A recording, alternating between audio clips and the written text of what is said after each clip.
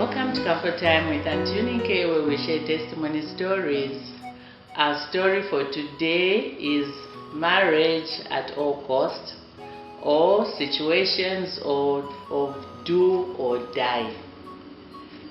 This story I'm going to share is very sad, and it's sad because we ended up losing a life. A situation that should never be allowed to happen, that should never have happened. So the story for today is that this was shared with me by a close friend of mine after the loss of her granddaughter. This is a situation where this girl was in love with this other young man. She loved him so much. He ticked all the boxes. You know, he had everything she wanted, and she was sure she was going to get married to him, and she did everything to entice him to make sure he marries her.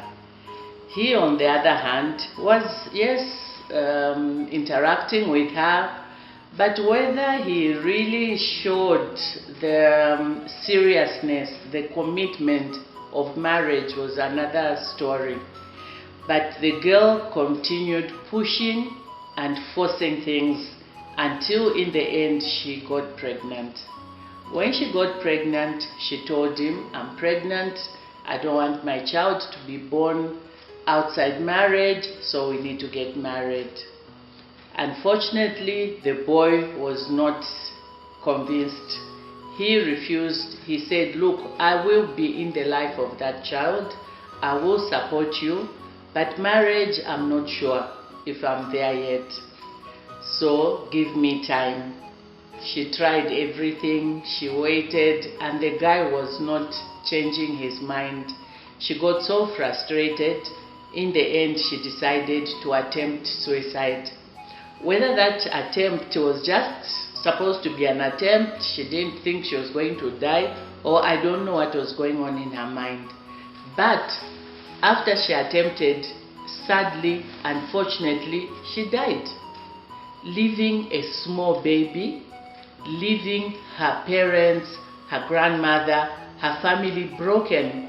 Because this is a girl who had been to school, been to university, she had a life. So why she thought it was that man or no one else, only God knows. Because you know, in life, we can propose, but God is the one who disposes.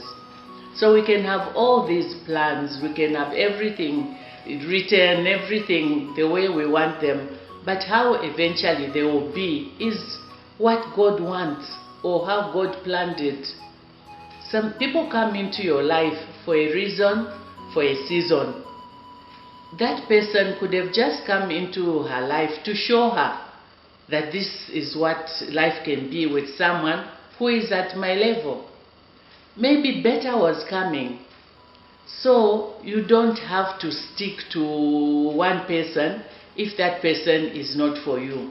When someone is for you, it doesn't take long for them to commit.